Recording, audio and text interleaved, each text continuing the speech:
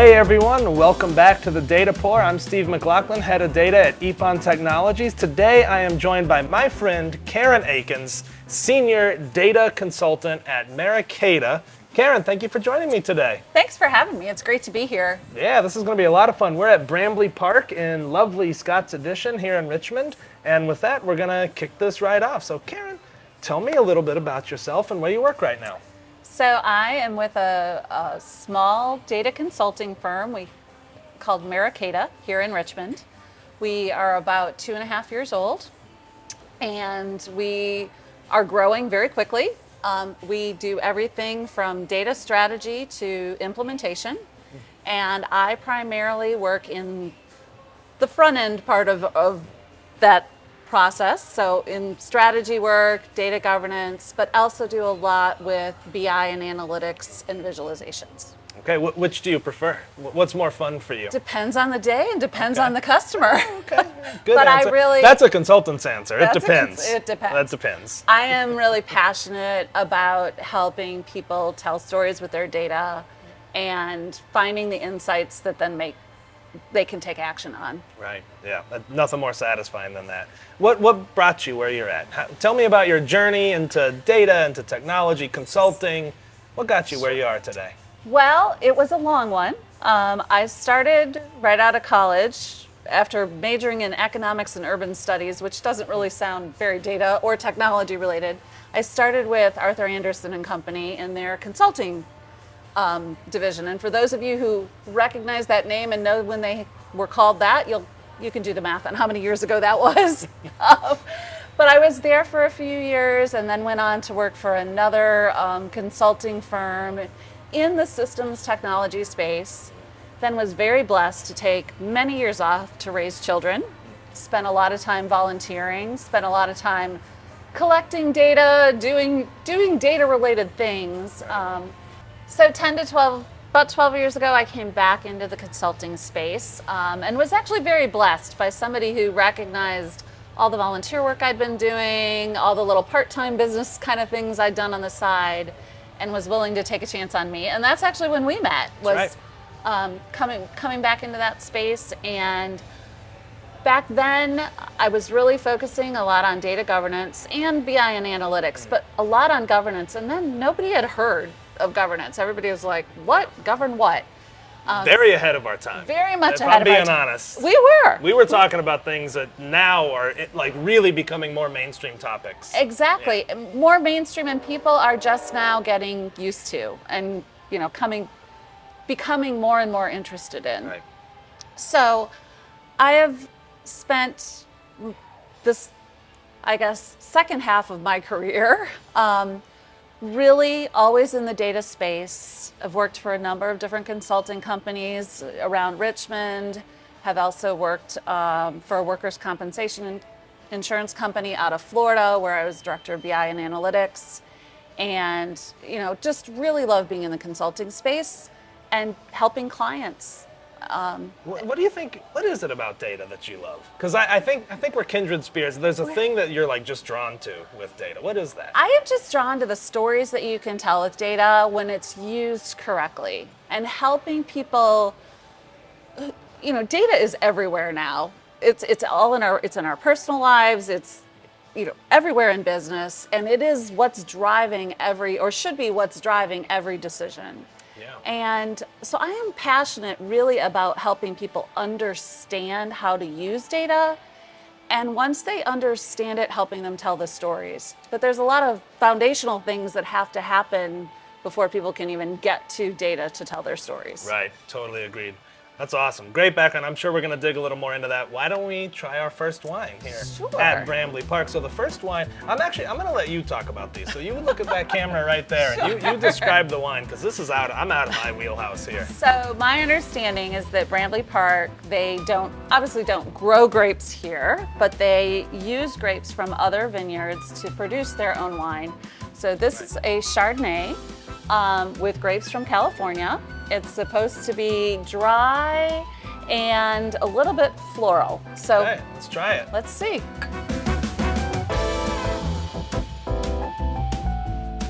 That is really good, though. It is very That is good. fantastic. It is So this is a very nice light Chardonnay, great summer drinking.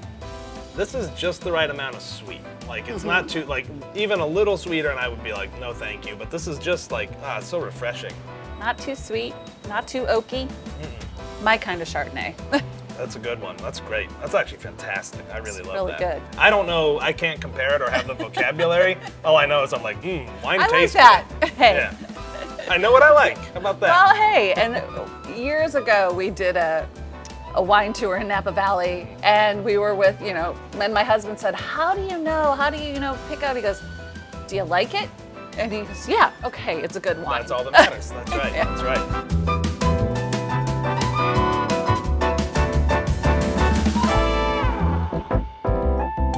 You talked about, kind of your before data career. So if you weren't in data right now, what do you think you'd be doing?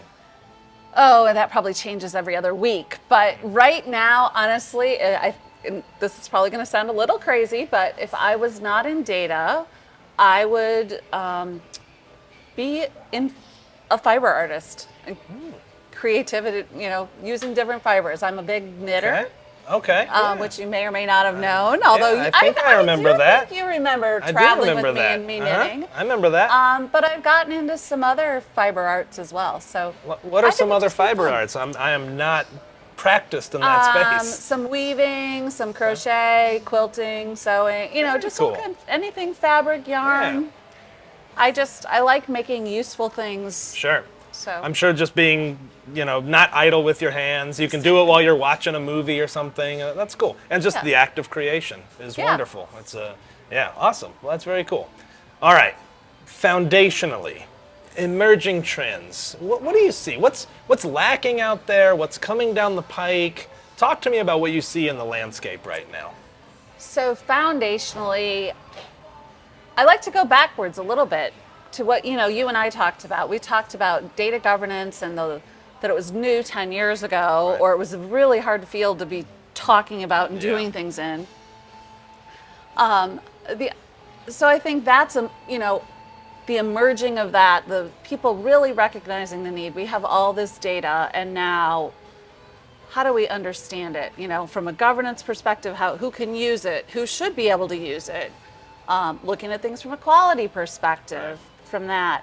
But I also think what's missing is everybody wants data, they want to use it, they want to, put a model on top of it, and we have lost some of the basic foundational practices like data modeling. Right. And I know, you heard me speak a couple weeks ago on that and how important that is. Right. And I've read so many articles and opinions. Is data modeling dead? Do we need to do it? Every time I see that step skipped, projects fail, or attempts fail, and you can skate by if you're the only one assembling the data and you kind of put it together. But if you don't model it correctly for what you're trying to build on top of it, and it's hard. I think it's still hard, even though people's mindset has shifted from where they were a decade ago, 12 years ago, where people are understanding the value. It's still difficult to attach a real value to some of these things, and that's so under the hood, right? Exactly. It's like, I see the analytics, I see the data-driven I want decisions. the shiny stuff. Right. I don't want, the foundational stuff is not sexy. Right. People don't want it, and I'm working with a client right now where that's the challenge. Right. We need to go take that step back and lay the foundation properly, but in order to stay engaged on the project, we had to build and deliver dashboards and fancy things because that's what the C-suite thought was valuable. Right. And the agile mindset is such like, if you're not showing something tangible, visible, with sexy, business value, within 3 months, all that foundational stuff goes away. So you almost have to do like a balancing act of like a skunk works. Like, here's what we really need. Here's what we have to prove. It's challenging. We did, and we wound up having to split up the team and say, all right, you keep working under the hood, and we're going to put some fancy stuff out there that was, I don't want to say cobbled together, but it was a little, could be a little shaky, a little brittle. Right. And then you come back and shore it up once you've got the foundation laid. Right. And I think, we at Merakata, we're nimble enough to do that. Because we understand what the end game is supposed to look like. And there's no way that we would ever walk away without that foundation being laid. But I think that's one of the hardest things to convince people is that there's not a magic button. There's not a, I know we talk shiny objects all the time, and there's so much marketing out there where it's like, oh, this tool is going to give you, do this. Data catalog, you're fine. And I've never seen data catalogs go anywhere near as smooth as the marketing would have you believe. Yeah, I mean, we were kind of rolling into the next question, but what do you think as a consultant? You see a lot of different organizations and where they're at. What are some of the common challenges you're seeing? Across the board, I think the biggest challenge is, I'll use the term data literacy. And I know a lot of people don't like that term, but I really have kind of latched onto it everyone using data needs to have a basic understanding of how to use data, how to look at data and easily know what it's telling you, what it's, understand how to assess it. You don't all have to be statisticians and all of, at that level, but you need to be able to look at a data set and figure out how to use that data to tell your story. Right. And have the vocabulary to ask the right questions and discuss the things you're finding. And I'm with you. I know data literacy, people don't like it because it's like, oh, so I'm data illiterate. I'm illiterate, yeah. But we get hung up in semantics. And that's a big part of, I think, the confusion in the space. Often we're talking about the same thing in 9 different ways, but exactly. Or another way, what's the maturity level in their understanding of data? And everybody understands a maturity curve, whether it applies to data or anything else. But you do have to have a basic level of understanding. And I'll give an example. Working with a client, they've asked for the same data, they've gotten the reports out of their CRM system, and then we were using that same data, the underlying data, to build dashboards, and it was telling different stories from what they were getting out of the CRM. They just didn't know enough to ask the right questions or to look at the right filters. Right. And we backed up and looked at it in a more holistic way. Yeah. And so now that client's super happy with what we've provided. Right. And we, Do you raise the bar. Do you see a rising tide? Because in my experience, all the proliferation of AI and all the things we're talking about, and data-driven, again, 12 years ago, this was still like the cutting edge. But we're data-driven, and they weren't. Now people really kind of understand what that means. And I think the overall general understanding is rising. Oh, without a doubt. There's still gaps, but... I absolutely see.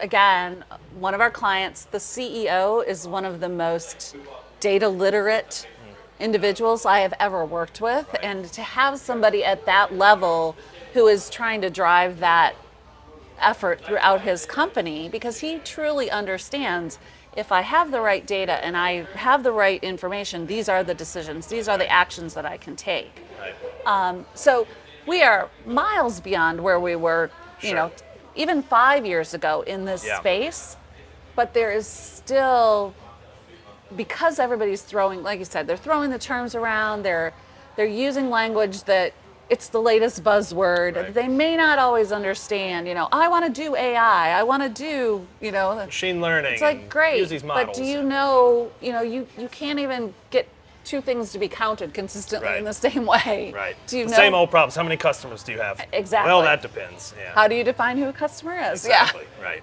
All right. Why don't we dive in on our second wine here before we continue?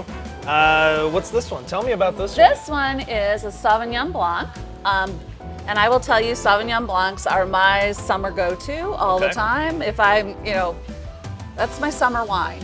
And I know you've got experience. I did a wine tour in New Zealand, and this is kind of their claim to fame. So let's see. Oh yeah. Oh, that's fantastic. Oh, these are great. Really, really light. Yeah, that's really good. Great. Sauvignon Blancs, great with seafood. Fantastic. Always my go-to.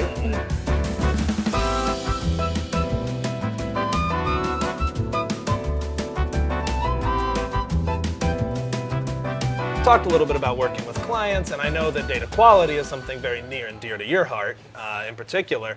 Can you tell me about a time recently where you tackled a really hairy data quality problem and maybe some of the strategies you employed to get there? Sure, and this ties in really nicely with some of the foundational work that we were just talking about. So we were working with a local nonprofit who works in the early childhood space, and they collect data about a particular grant, well, they administer and collect this data about a particular grant program, and they had I would call it a pilot version of their data collection system that they had used, and it had kind of evolved over the first couple of years of this program. So we were working with them as they identified the need for a next version of this data collection system. And it seemed like kind of, to the client, I think it seemed like kind of a small project and maybe didn't need all the foundational work that we were directing them through and putting into it. Because any project we do, we start with understanding, who the data consumers are, who are the data producers, what do the consumption patterns look like, developing the personas, and then of course the data model. Right. And so there were several sessions, and our client, I was not dragging them along, but there was a little bit of like, is this really necessary for what we're doing? But I always had that end goal in mind. They wanted a high quality data set at the granular level that they could then do the reporting and analysis on that data to evaluate the efficacy of the program, not only how the program was operating, but really what they're going to be looking at long term is how do the children who are participating in this program, how does that affect their long-term education? So we really walked through and looked at the thresholds of data quality that had to be met. We looked at all of the problems in their existing system and designed in a lot of guardrails, a lot of governance to ensure the quality. And it's really been interesting to see not only, them as the end consumers of data and how they've reacted and been able to use this, but the people who are creating the data, who are these child care providers, who, that's not their primary job. Their primary job is taking care of children. Sure. But seeing them understand how creating good data evolves into what could be something then good coming back to their program. That's great. I mean, something I'm sure we've said over the years, right, is data governance. Really, it's everyone's job. And so even, especially the people creating data, should understand what that impact downstream is. So that's great. That's a great way to bring everyone on board, have them get to close the loop on kind of what they're doing. Yeah. That's cool. It's really, when you say it's everybody's job, that makes me think of another client that we're currently working with where we just put in what we call a data stewardship program.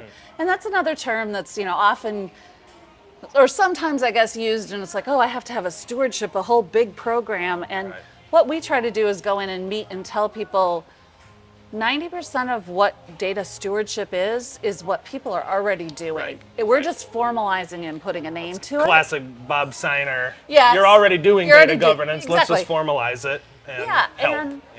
And once they realize that, they're like, oh, I can tell you about these things. I can tell you about the quality issues I'm seeing. And it just helps the program mature and people evolve. get blinders and their day-to-day, they just kind of forget that this is something we could solve. We could solve it, or they think, oh, I'm just always going to have to go back and munge and fix this data. But if I told Steve over here, who's creating the data, that, hey, if you would put it in this way, it would flow through a whole lot better. And it would make life easier for all of us. Yeah, just facilitating that as consultants, we can often facilitate that conversation. And sometimes even that first workshop, they walk away like, oh my gosh, I had no idea. And you're like, well, we solved that. And we didn't solve it, but we got the ball rolling. Don't give away the secrets.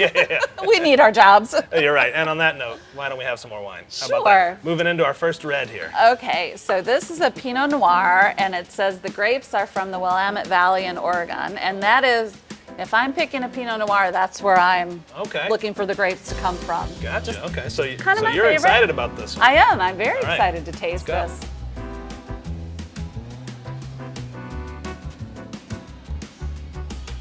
A lot of people don't like Pinot Noir. I like it. Yeah. Tastes like dirt is what some people. Definitely a little earthy. Definitely earthy, cherry. Yeah, no, a lot of cherry. A lot of cherry. That was what I noticed first. Very cherry. It almost was like a grown-up Capri Sun. You see why I don't describe wine? This is This is why I don't describe wine. This They is the do? first and last wine episode on the Data. No. They do make wine in like juice boxes, really. I've never stooped quite that Don't low, do but, that. you know, Don't sure. do that. Do they make the Capri Sun pouches of wine? That'd be Oh, great. I'm sure they probably do, but Yeah. yeah, don't do that. No, I wouldn't do that. This is really good, though. This is fantastic. All right, we're 3 for 3, moving Yeah, I'm happy. These are down great. the road. I've never had their wines. I've actually been to Brambly Park quite a bit. It's right near our office, as most things in Scotts Edition are. And there's some fun facts about Brambly Park while we're at it. They opened May 15th, 2020, which was literally the day after the mandatory stay-home orders for COVID, which was really funny. And so they have this beautiful outdoor space that I think I may be misspeaking here, wasn't really planned, but they were like, oh, we gotta pivot real fast, and so they made this gorgeous outdoor space.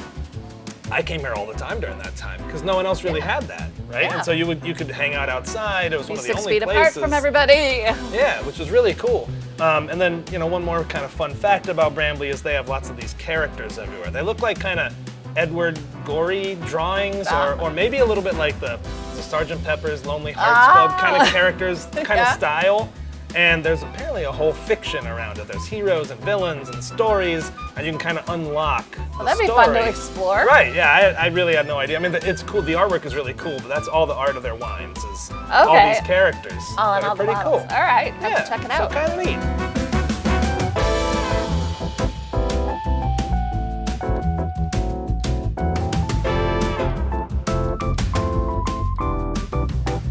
In the realm of data management and data governance, how do you think AI is going to impact that in the short term? So in the short term, I definitely can see the uses for evaluating data sets, doing some of the, we've already been using some AI, even when we're profiling data, looking at data quality. I think it could really, there are some definite use cases there for it. To do the actual management of data. Right. How it is going to affect our jobs in governing data is a whole, I have a whole lot of thoughts on that one. Yeah, we all do. Just because, for me, the biggest issues are some of the same governance issues around everything else is what are the ethics, who should be able to use this data? And then, and if you take the leap over into generated data or generative AI, what are you producing, that's linked back to a person? Right. And I've been doing a little bit of reading about that lately, is some of these generative models that then get linked back to people, or companies are, I want to say we've always done it because we've always tried to profile customers. We've always tried to look at, make your customer experience personalized to you. And so I think there's going to be a lot more uses of AI around that. Right. But there's still that whole ethical question. Yeah, it's a little scary. Yeah. I think it's a little scary for consumers navigating that, and I think the tech is moving so fast that there's not a lot of guidance and oversight yet. I mean, there's going to be some struggle to catch up there. There is, yeah. It's but a I little... mean, I use some of it almost daily. Yeah. I think of myself as a decent writer, but I often get writer's block, and it's like, okay, I just need something to start this paragraph with. It is so much easier to start from something than it is from a blank and blank 90% slate. of the time it looks nothing like what ChatGPT might have generated for Right. me, but sometimes, the other fun part is reading all the LinkedIn posts and you can pick out, you're like, oh, ChatGPT generated that for those people. And it's like, come on, be a little creative. Yeah. Don't just give your whole job over to I've walked that back quite a bit. bot. I did a little of that. But I've walked it way back. Yeah. Because for the same reason, it's just noise now. It and you is. see that you recognize it. It's the way of the language and the Right. some of the words, the way words are put together, Yeah. and it's frustrating because you're like, it just sounds contrived. Right. Yeah. Yeah. But I think in the realm of data management, I think there's this interesting circular effect where AI has everyone thinking about data management, It does. data governance, because we're like, well, we have to have good data if we want these outputs to be good. And B, I think AI is going to also help us solve some of those problems. I mean, Exactly. I think about data catalogs. Oh, right? yeah. I think it's still a ways out, but I bet you 5-6 years from now, the data catalog as we know it is gone, because you can say generative AI, here's my things, and tell me all about it, and boom, it's got it all. And find it, yeah. And it's a perfect interface for an analyst, right? Because data catalogs are only useful if analysts know how to navigate, and they don't. They never do. Data catalogs are like, No. I want to love them. Theoretically, they're awesome. I want to build the perfect one, but Right. yeah, it doesn't ever But happen. actual implementation, you got to really commit to a long game. And Yeah. when you do, they work really well, but they're never easy. And I think it will be. I think in 5 years it will. Oh, I think so too. I mean, I think that is, like I said, there's the use to manage data, Right. and then there's Right. managing AI and the data it creates. Right. So, Yeah, so it's going to be interesting times, which brings me to my next question. Okay. Next 24 months. What do you think? Tell me about I the am data terrible landscape. with predictions and things like Well, that. that's fine, because what we'll do is we'll rewatch this in 24 months, and I'll come back and tell you all the ways you were wrong. Yeah. Or if you were right. Exactly. That's why I'm not good in the stock market. But, I think in the next 24 months, we really are going to see a lot more regulation around the governance of AI. I think, people are talking about it, people are scared of it, and so that's going to happen. That's one spot. I also, I'm also interested to see what else in the AI space, comes out. A year and a half ago, we weren't. No one predicted where know, we're at. I mean, I it was coming, It was coming, but the speed of it, Yeah. and the implementation and the adoption. Although I am still, when you look at the stats, I think it's only like the stats of people who've actually used it are much lower Yeah. than what I thought. I guess I just hang out with a bunch of a nerdy lot of people. organizations are just doing POCs still. Yeah. Or they're using it in pockets. Or they are banning it already, Right. completely. I know the company my husband works for, they let it be for a bit, and then all of a sudden they put a complete kibosh on using it. Right. And because they're a large organization, and I'm sure they're, worried about litigation. Right. And Sure, yeah. so They're not sure what it's going to look like. yeah, In 12 but it months. also doesn't mean that somebody's not over here using it on their personal laptop Sure. and then generating it into their job. So there's always ways Do around. you use it things. in your personal life at all? I'm interested in use cases. In my personal life, not as much. Yeah. I just haven't, I sit in front of a screen or have something attached to the end of my hand, so much of the day I feel you on that. that I try to, get away from technology, and I Take a break. take a break from it. Mm-hmm. I always like fun new gadgets and things, but I haven't really used it as much in my personal life as I do, In your in my work day-to-day. life. Yeah. Yeah, makes sense. Shall we move on to our final wine? Sure. All right, here we go. So this one is a red blend Okay. from grapes from Washington and Virginia. Oh, So- interesting. And I will tell you a little Coast to secret. coast. I am, there are a lot of really interesting Virginia wines. I don't have a favorite winery in Virginia. We visit a lot, and we call them Yeah. destination wines because the wine always tastes best when you're looking out. Yeah, they're At the always Vista, beautiful. yeah.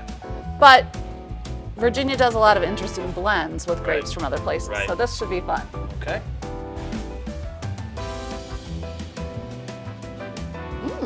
Yeah, that's also great. A little is. smoky. I was gonna say a little bit of smoke, a little That's bit. great. Delicious. Washington grapes, Washington reds are always really good. That- So Okay, all right.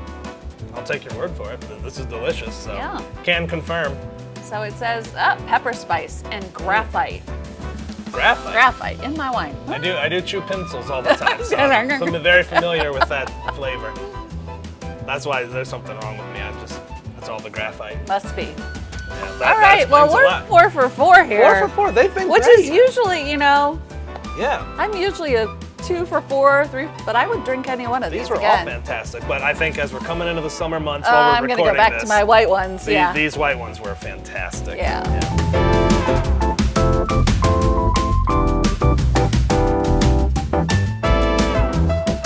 What advice would you give to someone just now entering their career in the data space, or maybe relevant to you, making a second pivot, later in their career, entering the technology space? What advice might you give?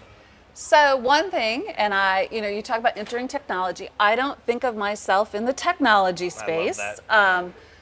There's, very familiar saying, people, process, technology, and I like to add people, process, technology, and data. Oh yeah. Or put Love data that. in the middle of that. Sure. And technology to me is it's just some pipes. It's just a little piece of the pie over here. Right.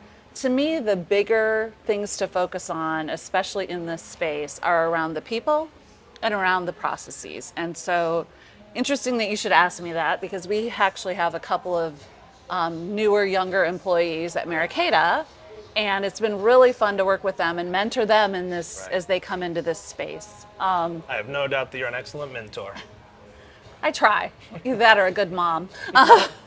Oh, the Mama Duck. Mama That was Duck, the thing. He used to yeah, lead we the used ducks to be around. the Mama That Duck. just popped back in That's my head. That was great. Love that. But yeah, about being, so in that space, I really, really encourage people, to look at the relationships you're developing, being successful in the data space. If you're trying to develop a data governance or trying to do stewardship, or even, trying to understand use cases and get requirements from people for visualizations, it's all relational.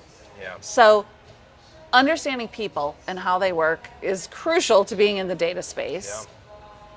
And so those are soft skills, I think, that are really, they're hard to go study in a book. They're hard to teach. Hard to teach, but experiences and offering that helps. And then understanding process, because one of the things I think I've always done very well in my career is being able to come into a company or an organization and very quickly identify what's the business trying to solve, what's the business even doing, what are they about, so understanding their language, their terminology, and look at the process. So I need to know, if I'm in an insurance company, how does a policy get issued? Sure. What's the process for it getting underwritten? I don't have to know every little detail, but I need to understand, end to end. Yeah, when you see that process, you get what the data, and then what the you outputs see are, where what the the inputs data's, are. how the data fits in together. And so if people are, I think there are players that only come in the technology space, but for me, they also have to have that knowledge as well. Right. You can know how to build infrastructure, but if you don't really understand why you're moving data from one place to another or what the end game's supposed to be, I don't think you're necessarily going to be maybe the best person to be part of that data team. Yeah. And so in that, I think that it's all important, but really understanding the people and the processes. I think that's spot on. So. That's great. All right, last question for real. All right. Favorite wine?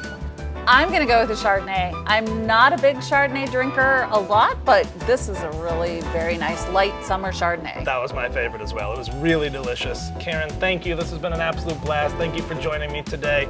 Cheers. Cheers. Appreciate it. Until next time, let's toast to knowledge and connection, one episode at a time. Thanks, Cheers. everybody.